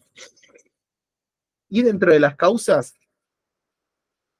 y acá es importantísimo, chicos, que ustedes lo sepan, de las causas, ustedes lo que tienen que saber sí o sí va a ser enfermedad celíaca. Van a ver cuando lean, hay un montón de enfermedades, ¿sí? Pero enfermedad celíaca tiene que ir a la cabeza, ¿sí? No pueden no saberlo, enfermedad celíaca, ¿sí? Deben saberlo bien. Entonces, bueno, después tenemos tropical, fibrosis quística, enteropatía autoinmune, deficiencia de disacariasas, enfermedad de Whipple. De última, ustedes si tienen tiempo para repasar, repasen, obviamente, enfermedad celíaca, fibrosis quística y enfermedad de Whipple, ¿sí? Nada, ahora después capaz les digo un par de cositas de enfermedad de Whipple. Pero seguimos. Entonces, enfermedad celíaca. La enfermedad celíaca se da mayormente en mujeres. En general se habla de un pico bimodal en cuanto a incidencia. Son mujeres pediátricas o mujeres adultas de 30 a 60 años. Y en la definición es una enteropatía, es decir, una patología a nivel del intestino delgado, de mecanismo inmunitario que se activa por la ingesta de cereales con gluten. ¿Qué sucede? El gluten, recuerden que es una proteína que va a estar en alimentos como trigo, cebada, centeno, y este va a ser el que desencadena la enfermedad celíaca, ¿sí? Factores predisponentes van a ser genéticos, esto es clave, ¿sí? Y que sean mujeres, ¿sí? HLA, DLQ2, esto no lo van a tomar, chicos, ¿sí? En cuanto a la patogenia, bueno, la paciente come un alimento con trigo, ¿sí? Y ese trigo tiene una proteína llamada gluten. Bueno, ¿qué sucede? A nivel de todo el sistema inmune, bueno, va a haber células presentadoras de antígenos que agarran ese gluten, lo procesan y después van a generar una respuesta autoinmune contra eso, ¿sí? Contra el gluten, ¿sí? ¿Y qué va a pasar? Va a empezar a destruir a los enterocitos, porque dicen, bueno, él es el que nos trae el gluten, entonces hay que generar destrucción de esto, ¿sí? Entonces vean acá, tenemos esta proteína del gluten, que va a ser presentada y vamos a generar, por un lado, ya sea anticuerpos o una citotoxicidad, ¿sí? Generando destrucción de estas células de los enterocitos, ¿sí? Entonces, tenemos menos enterocitos y esto genera la disminución de la absorción. Recuerden que el gluten es una proteína, que esta proteína tiene gliadina, y este es un péptido, ¿sí? Y ese péptido es el que procesa todo y el que desencadena todo, ¿sí? Entonces, vamos a hablar un poquito más de la fisiopatogenia, ¿sí? Entonces, vean acá, ¿qué vamos a ver en general en una enfermedad celíaca? Que hay pérdida de vellosidades. ¿Por qué? Pues ya dijimos que hay destrucción de esto, ¿sí? ¿Qué sucede? El paciente come una pizza que tiene trigo y el trigo tiene una proteína llamada gluten y dentro de ese gluten tenemos un péptido llamado gliadina y ese péptido gliadina va a atravesar los enterocitos cuando como, es decir, se absorben y lo que va a suceder es que ya teniendo una respuesta inmune contra esta gliadina, vean esto, tenemos una sola presentadora de antígenos, ¿sí? Que lo procesa y va a generar la activación de los linfocitos T, y estos linfocitos T van a secretar interferón gamma, produciendo mayor cantidad de inflamación y mayor flujo de linfocitos T, y también se van a estimular a los linfocitos B para la síntesis de anticuerpos, que van a ser anticuerpos antigliadina, antiendomicio y anti-TG, ¿sí? Ahora antitransglutaminasa se llama eso, ¿sí? Ahora vamos a hablar sobre eso. Bueno, y después los linfocitos van a generar distintas lesiones a nivel de los enterocitos. Vamos acá, que acá estamos un poquito ordenados. Entonces, primero, la ingesta de gluten del paciente. La gliadina va a producir la enfermedad. Joya, listo, seguimos entonces. Luego, las enzimas luminales digieren al gluten, ¿sí? ¿Qué enzimas luminales? Bueno, vamos a hablar de todas estas enzimas que me va a generar la gliadina, ¿sí? Luego, tenemos la presencia de los péptidos de gliadina, que ya les dije. Hay activación y proliferación de linfocitos TCD8 epiteliales, es decir, estos linfocitos se empiezan a activar, ¿sí? Linfocitos epiteliales. Estos linfocitos empiezan a expresar NKG2D, receptor de NK, ¿sí? Natural Killers, NK, y receptor para MIC-A, ¿sí? Lo importante de esto es que los linfocitos, ¿sí? Se unen al receptor de MIC-A de los enterocitos. Vean acá, los enterocitos ya tienen receptor de MIC-A, entonces se unen y empiezan a destruir a los enterocitos, ¿sí? Se genera daño y entran péptidos de gliadina a la lámina propia, ¿sí? Entonces, ponele que acá estaba intacto la mucosa, ¿sí? Entonces, bueno, acá se destruyó estos enterocitos y van a entrar mayor cantidad de péptido de gliadina, generando mayor inflamación, ¿sí? Luego, hay una desaminación por la transglutaminasa tisular de la gliadina, ¿sí? Entonces, entra la gliadina por medio de la transglutaminasa tisular, se deamina, ¿sí? Por eso tenemos una gliadina desaminada, ¿sí? Y luego estos péptidos interaccionas con las células presentadoras de antígenos. ¿Y qué hacen las células presentadoras de antígenos? Bueno, presentan antígenos. ¿A quiénes? A los linfocitos TCD4. ¿Qué hacen estos linfocitos TCD4? Empiezan a sintetizar citoquinas, ¿sí? Y esto va a perpetuar la respuesta inmune, generando mayor cantidad de daño tisular a nivel del intestino delgado. Todo esto para hablar de la fisiopatogenia de enfermedad celíaca. Bueno, seguimos entonces. En cuanto al diagnóstico, vamos a hablar que el diagnóstico en general va a estar dado por histología, serología y clínica, ¿sí? A ver, la histología en general, cuando hablamos de diagnóstico, va a ser diagnóstico definitivo, ¿sí? La histología en general no lo hacemos, ¿sí? Porque tomar una biopsia a nivel de intestino delgado va a ser algo como muy invasivo, ¿sí? Esto lo vas a hacer por endoscopía, ¿sí? Básicamente colocas un tubito a nivel de la boca, pasás por todo lo que corresponde esófago, estómago y llegas a duodeno y de ahí puedes tomar una biopsia, ¿sí? Pero eso es para el diagnóstico de certeza. Entonces, diagnóstico, histología, serología y clínica, ¿sí? Después vamos a ver cómo a veces no nos sirve tanto esos métodos de diagnóstico. Entonces, la biopsia, ¿dónde la vamos a tomar? En la segunda porción del duodeno o yeyuno proximal. Ese es el sector más afectado. ¿Por qué ese es el sector más afectado? Porque ahí es donde se concentra la mayor cantidad de gluten, ¿sí? Donde vemos mayor cantidad de gluten. ¿Qué vamos a tener en la microscopía? Linfocitosis epitelial, es decir, a nivel del epitelio vamos a tener muchos linfocitos, hiperplasia de las criptas, ¿sí? Y atrofia vellositaria. Ahí vamos a notar que recuerden que a nivel de intestino delgado casi no teníamos criptas, y a nivel de intestino delgado sí teníamos vellosidades. Acá como que sucede al revés, ¿sí? Entonces noten acá, tenemos las criptas, que decía que eran pocos a nivel de intestino delgado, y después vamos a tener las vellosidades, que parecen como dedos, pliegues, no son pliegues, ¿sí? Son como mucosas que parecen dedos, ¿sí? Digitiformes, ¿sí? Esto es lo normal. Vean cómo en la enfermedad celíaca empiezan a desaparecer esas vellosidades, ¿sí? Hay una vellosidad atrofiada, y cómo hay mayor cantidad de criptas, se empiezan a elongar, y después noten cómo hay a nivel intraepitelial mayor cantidad de linfocitos, linfocitosis intraepitelial, infiltrado linfocitario. ¿Por qué? Porque estamos hablando de una enfermedad autoinmune, ¿sí? Eso es la microscopía en general que tienen que recordar de enfermedad celíaca, ¿sí? Ahora, no es solo por biopsia, o sea, yo con una biopsia sola no puedo diagnosticar enfermedad celíaca, ¿sí? ¿Por qué?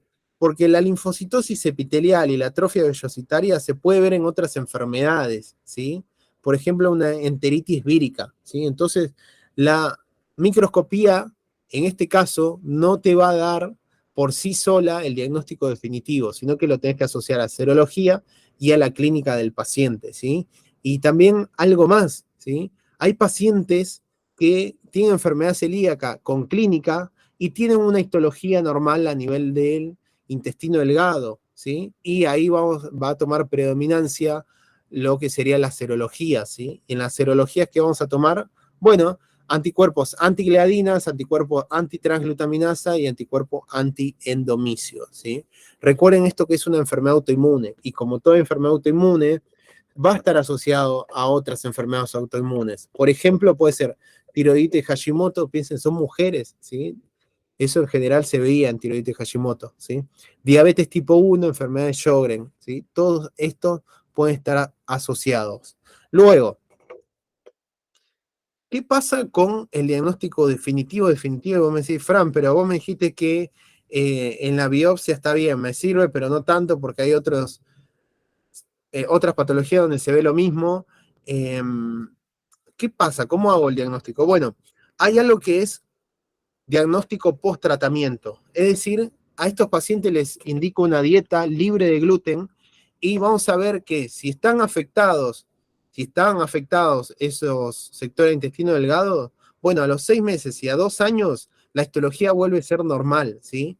Y vamos a ver que en la serología disminuye más la cantidad de anticuerpos antitransglutaminasa, ¿sí? Recuerden eso, ¿sí? Y después vamos a tener una forma que se llama silente, que es lo que les mencioné previamente. Vamos a ver que no hay síntomas en ese paciente, es decir, no va a tener pérdida de peso, no va a tener meteorismo, no va a tener nada de lo que les decía, pero sí van a tener anticuerpos positivos, los que ya mencionamos, y sí va a tener atrofia a nivel del intestino delgado, ¿sí? Entonces esto va a ser más un hallazgo que otra cosa, ¿sí? Bueno, pero igual eso no es tan frecuente, ¿sí? Ustedes recuerden esta generalidad que les dije de enfermedad celíaca. Bueno, estamos bien con enfermedad celíaca. Seguimos con síndrome de intestino irritable. Esto es distinto que enfermedad inflamatoria intestinal. Si yo lo pongo, no es tan tomado síndrome de intestino irritable, pero yo lo pongo para que no lo confundan, ¿sí? En el día de mañana, ustedes cuando sean médicos, ¿sí? Básicamente, síndrome de intestino irritable, el paciente va a tener de manera crónica distintos síntomas digestivos, ¿sí? Es básicamente eso lo que va a tener. Factores predisponentes van a ser muchos, no se sabe bien la etiología de esta enfermedad, pero estrés, la dieta, ¿sí? Alteración en la flora intestinal va a estar involucrado. Son pacientes en general mujeres de 20 a 30 años, ¿sí? Y la clínica va a ser con más inespecífica y donde vamos a tener para hacer el diagnóstico de síndrome de intestino irritable al menos 3 días de dolor abdominal por mes durante 3 meses. Es decir, en diciembre tuve 3 días de dolor abdominal. En diciembre, ¿qué viene después de diciembre? Febrero, ¿no? Febrero, bueno, pónganle que viene febrero. O enero Enero. viene. Enero. Qué mal que estoy, chicos. Bueno, diciembre, tuve 3 días durante ese mes todo este dolor abdominal. Enero, 3 días. Febrero, y con eso me va a ayudar al diagnóstico, ¿sí? Luego, alivia con me río porque no puede ser que me haya olvidado los meses. Alivia con la defecación, es decir, a ese paciente le duele la panza, y cuando defeca ya no le duele más, o le duele mucho menos, ¿sí? Diarrea, estreñimiento, ¿sí? Va a tener esa alternancia entre diarrea y estreñimiento. Entonces, acá, importante, esto es lo más importante de todo, ¿sí? El síndrome de intestino irritable es un conjunto de enfermedades, abarca múltiples enfermedades, ¿sí? No causa inflamación, distinto a enfermedad inflamatoria intestinal, ya el nombre te da la pauta, ¿sí? En cambio, el síndrome de intestino irritable, si ustedes van a la biopsia, van a ver todo normal, ¿sí? Y en general no requiere hospitalización o cirugía. Es decir, este paciente se quiere matar, ¿sí? Porque no es que dicen, bueno, me sacan un sector de intestino y ya está, sino que todo el tiempo tiene ese dolor como inespecífico y no tiene un tratamiento como, digamos, quirúrgico. Hay un tratamiento médico, pero no es tan efectivo. Es un quilombo vivir con esta enfermedad. Bueno, y en la biopsia va a ser normal, no hay signo de enfermedad. Vos buscás, por ejemplo, la macroscopía de estos pacientes y no tiene nada, ¿sí? Y no aumenta el riesgo de cáncer de colon. ¿Por qué? Porque la biopsia es normal. El diagnóstico es clínico y por pruebas funcionales que no se los voy a decir porque no va al caso de patología 2, ¿sí? Entonces, ahora sí, vamos a hablar de enfermedad inflamatoria intestinal, ¿sí? Este va a tener inflamación destructiva, daño permanente en los órganos, esa es una inflamación crónica. En la macroscopía vamos a ver alteraciones, en la microscopía también, y va a aumentar el riesgo de cáncer de colon, ¿sí? Entonces, enfermedad inflamatoria intestinal. Acá, enfermedad inflamatoria intestinal, ustedes lo tienen que saber bien, chicos. Tienen que saberlo bien, bien, bien, y no pueden no saberlo. Acá recuerden que esto es una enfermedad donde hay una activación inmune inadecuada de la mucosa, donde tenemos distintos factores, ¿sí? Hay factores dietarios, ambientales como el estrés, como infecciones, inmunes, genéticos, que van a confluir y van a generarte esta enfermedad inflamatoria intestinal, que van a comprender dos enfermedades principales, que uno es enfermedad de Crohn y otro es colitis ulcerosa. Entre medio, que es básicamente la superposición entre Crohn y colitis ulcerosa, está la colitis indeterminada, ¿sí? En cuanto a la patogenia, bueno, un poco de lo que les mencioné. Hay una alteración de la respuesta inmune en la mucosa que va a producir que, por ejemplo, ante una infección, haya una respuesta exacerbada con inflamación crónica y que persista aún más, ¿sí? Entonces, ponele, yo tengo mi intestino grueso que ya de por sí tiene una alteración en la respuesta inmune, ¿sí? Es decir, que cada vez que me infecto, no me va a dar una respuesta normal, sino que me va a dar una respuesta inmune exacerbada, ¿sí? Eso va a generar mayor inflamación crónica y mayor intensidad de la inflamación, ¿sí? Básicamente, esto es lo que le genera mucha repercusión en los pacientes, ¿sí? Ahora, ¿qué pasa? ¿Por qué tenemos esa respuesta inmune como exacerbada, anormal? Se dice que hay una falla entre la convivencia de la biota normal a nivel del intestino con, con la respuesta inmune, ¿sí? Generando todas estas alteraciones, ¿sí? Entonces, una respuesta inmune anormal a nivel de la mucosa y se ve que hay alteración en la flora normal, ¿sí? Recuerden todo eso que es como una mezcla de todo, una bolsa de gato de todos en cuanto a la patogenia, ¿sí? Bueno, y acá les dejo un cuadrito comparativo uno del otro, que es importantísimo que lo sepan, chicos, ¿sí? Enfermedad de Crohn, en la macroscopía, la región más afectada va a ser el ilion y particularmente la región más afectada por goleada va a ser el ilion terminal, ¿sí? Recuerden eso, ¿sí? Ilion terminal, enfermedad de Crohn, sin dudarlo, eso es lo más frecuente, ¿sí? Después puede estar afectada la válvula ileocecal, colon, ciego, ¿sí? Y colitis ulcerosa va a estar afectada colon y recto, y después puede estar afectado sectores más proximales. Ahora vamos a hablar sobre eso, ¿sí? La distribución de enfermedad de Crohn va a ser parcheada y la de colitis ulcerosa va a ser continua. Ahora les voy a mostrar la imagen para que lo tengan bien. Entonces, yo les dije, enfermedad de Crohn y colitis ulcerosa. Vean esto. Tenemos en enfermedad de Crohn que dijimos que el sector más afectado iba a ser el ilion terminal. ¿Sí? Podía estar afectado otros sectores, puede ser el ciego, válvula ileocecal, colon descendente, recto. ¿Sí? En colon, recuerden, perdón, en colitis ulcerosa, me dio una C. En enfermedad de Crohn, la afectación va a ser de boca al ano, ¿sí? Es decir, puede afectar todo el tracto digestivo, ¿sí? ¿Qué vamos a ver en todo ese tracto digestivo?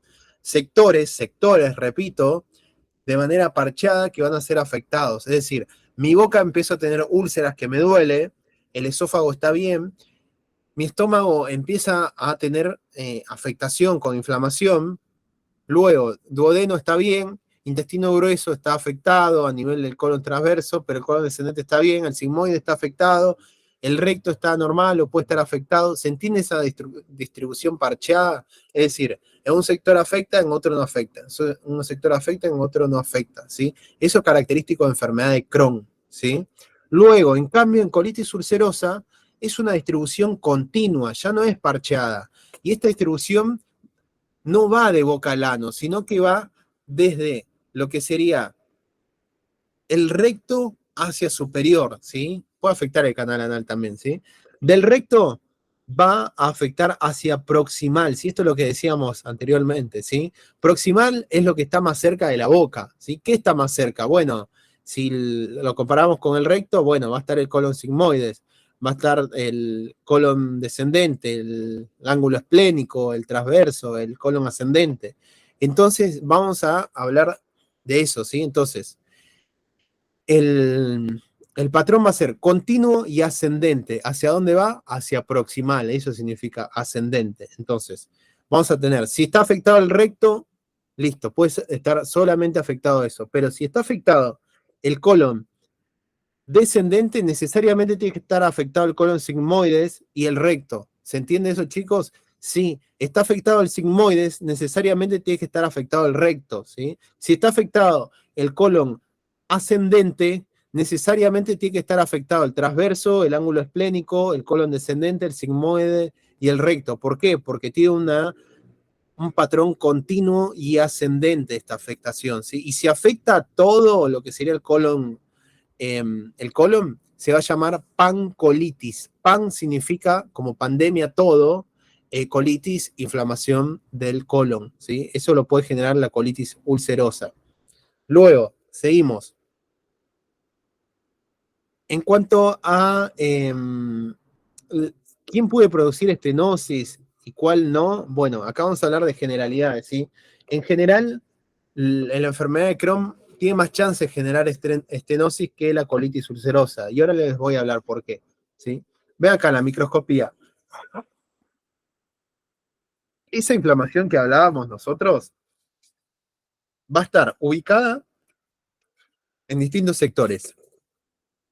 En enfermedad de Crohn va a afectar mucosa, submucosa y muscular externa o muscular propia. ¿Sí? Eso es enfermedad de Crohn. En cambio, colitis ulcerosa va a estar afectando mucosa y puede estar en submucosa, pero no afecta muscular externa. Entonces, vean esto, por ejemplo, acá en la microscopía de enfermedad de Crohn. ¿Sí? Vean cómo afecta. El infiltrado mononuclear está en mucosa, submucosa y muscular externa, ¿sí? Noten acá como hay un montón de infiltrado mononuclear, ¿sí? Entonces, con esto hago el diagnóstico de enfermedad de Crohn, ¿sí? Inflamación transmural, le llegan a decir chicos en el choice, inflamación transmural, no tienen que dudar, enfermedad de Crohn, ¿sí? No pueden fallar con eso, ¿sí? Luego, en colitis ulcerosa, vean cómo hay una afectación de mucosa y submucosa, pero noten cómo en la capa muscular externa está intacta, no hay infiltrado, ¿sí? Esto es propio de colitis ulcerosa. Luego, eh, quiero hablar acá de granulomas. ¿Quién presenta granulomas? Bueno, no siempre va a presentar granulomas la enfermedad de Crohn, pero si lo presenta es re característico que es Crohn, ¿sí? Entonces, si hay granulomas y hay infiltrado mononuclear que está en la transmural, vamos a decir Crohn sin ninguna duda. Ahora, si no hay granulomas, puede ser colitis ulcerosa o también Crohn. Recuerden entonces, Crohn lo que lo caracteriza va a ser la inflamación que va a estar a nivel transmural. Puede o no tener granuloma. Colitis ulcerosa nunca tiene granuloma, ¿sí? No se confundan con respecto a eso, ¿sí? Después, ¿quién puede tener fibrosis? Bueno, mayormente la enfermedad de Crohn. ¿Por qué? Porque tiene una afectación más, ¿cómo puedo decir? Más profunda que colitis ulcerosa, de modo tal que hay mayor cantidad de tejido fibroso, mayor cantidad de inflamación, ¿sí? En colitis ulcerosa también puede haber fibrosis, pero en menor cantidad. Después, ¿vieron que acá yo les puse estenosis? En enfermedad de Crohn se lo ve mucho más eso. ¿Por qué? Porque invado o penetro o comprometo mayor cantidad de pared, ¿sí? Entonces yo genero mayor cantidad de fibrosis y esa fibrosis me va generando la disminución del calibre eh, de ese intestino, ¿sí? Generando esa estenosis. Luego, la apariencia de la pared en enfermedad de Crohn va a ser gruesa, en empedrado. En cambio, la colitis ulcerosa va a ser delgada, va a estar como friable. Friable, recuerden chicos, que es como cuando tocas la mucosa y empieza a desprenderse, ¿sí? Es como frágil. Vean esto, en la enfermedad de Crohn, el patrón en empedrado. Creo que tengo acá. Vean esto, esto es enfermedad de Crohn. Este es en la calle con adoquines, este es el patrón empedrado, y vean acá cómo tenemos ese empedrado en enfermedad de Crohn en un sector afectado, ¿sí? Esto sería el patrón empedrado, es como sectores que van entre mucosa sana y mucosa afectada, ¿sí? Eso se refiere el patrón en empedrado. Y noten acá en este esquema, como tenemos arriba la mucosa normal y por debajo todo ese patrón empedrado, que probablemente sea de enfermedad de Crohn. Luego, seguimos. Ya hablamos de todo eso. Pseudopólipos. Ambos pueden tener pseudopólipos, ¿sí? Colitis ulcerosa lo tiene más. Úlceras. Vean acá como en colitis ulcerosa son profundas. ¿Por qué? De vuelta. Van por la muscular externa, compromete la muscular externa y puede comprometer a nivel de la serosa, ¿sí? En cambio, la colitis ulcerosa son más superficiales, ¿sí? Y vean esto, enfermedad de Crohn puede formar fístulas, las colitis ulcerosas no. ¿Y por qué se da esto? Recordemos que son las fístulas, ¿sí? Las fístulas básicamente es la comunicación de un órgano con otro, ¿sí? Pónganle que esto sea intestino grueso y esto intestino delgado. Y vean cómo se generó esta comunicación, esta fístula. ¿Y por qué se generó esto? Bueno, porque enfermedad de Crohn penetra profundamente, va por la muscular externa y seguramente penetró la serosa y también penetró lo que sería un órgano ya sano, ¿sí? Generando esa fístula, ¿sí? Esto no sucede tanto en colitis ulcerosa porque es una afectación más superficial, ¿sí? Y luego, vean esto también. Vean cómo Pónganle que no hay otro órgano al lado y no se genera la fístula. Bueno, hay una perforación, puede haber un absceso, ¿sí? O también puede haber una peritonitis. Bueno, vean esto, lo de las fístulas que ya les mencioné, mala absorción, ¿sí? La mala absorción se va a generar mayormente en colitis ulcerosa, más que en Crohn, y el potencial maligno va a estar en dos, en ambos, digo, pero es más frecuente en lo que sería colitis ulcerosa. Entonces, ambos te puede dar adenocarcinoma, pero el que mayormente en frecuencia te da adenocarcinoma va a ser colitis ulcerosa. Y después, megacolon tóxico. Crohn no te da megacolon tóxico y colitis ulcerosa sí te lo da, ¿sí? Entonces, sigamos viendo lo que les decía previamente, ¿sí? Este es colitis ulcerosa, ¿sí? Se ve mayor cantidad de pseudopólipos, esos son los pseudopólipos. Vean acá cómo en Crohn se pueden formar pseudopólipos y vean cómo hay úlceras que están penetrando de manera profunda, ¿sí? Las complicaciones locales de colitis ulcerosa. Puede ser adenocarcinoma, hemorragias, pseudopólipos, perforaciones que no son tan frecuentes, yo les dije que colitis ulcerosa es lo más frecuente, o megacolon tóxico, ¿sí? Eso es lo que corresponde a todo eso, ¿sí? Y después vamos a tener algo que es la colitis indeterminada. La colitis indeterminada es el gris, básicamente. Dijimos Crohn, colitis ulcerosa, bueno, es básicamente cuando no se llega a un diagnóstico definitivo de colitis ulcerosa, vamos a hablar de colitis indeterminada. Hay una superposición en la biopsia entre Crohn y colitis ulcerosa, y pasa lo mismo con la clínica, ¿sí? Bueno, sería eso. Esto no va porque esto es síndrome de intestino irritable, ¿sí? Después les voy a decir un par de cositas más, que esto ya es más fino, y esto más para el choice, de la microscopía. Vamos a ver, a nivel de la microscopía, vieron que yo les dije que hay infiltrado mononuclear, bueno, también, y en colitis, en Crohn, perdón, vamos a ver granulomas, que a veces están o no, pero también hay algo que se llaman abscesos crípticos, ¿sí? Esos abscesos crípticos van a estar formados por neutrófilos, ¿sí? Y los neutrófilos también pueden estar dispersos, ¿sí? Después, otra cosa que se puede formar es la metaplasia pseudopilórica, ¿sí? Básicamente, se ve a nivel del intestino, se va a ver que hay un epitelio glandular que parece la mucosa gástrica. Eso es la metaplasia pseudopilórica, ¿sí? Recuerden eso. Y también puede haber metaplasia de las células de Paneth, ¿sí? Eso también es importante que lo sepan. Y los granulomas en enfermedad de Crohn, si están presentes, son no casiosos, es decir, no tienen necrosis central. Eso es importantísimo que lo tengan. Y una cosita más, que ya es un dato de color, que no creo que se los tomen, puede haber algo que se llama enfermedad de Crohn metastásica. Es decir, que haya toda esta microscopía, obviamente sin el tejido intestinal, a nivel de piel, ¿sí? Eso se llama enfermedad de Crohn metastásica. No importa, no se lo van a tomar, pero bueno, se los dejo ahí por las dudas. Seguimos entonces. Después, a ver, banquen, ¿cuánto falta acá? Bueno, seguimos entonces.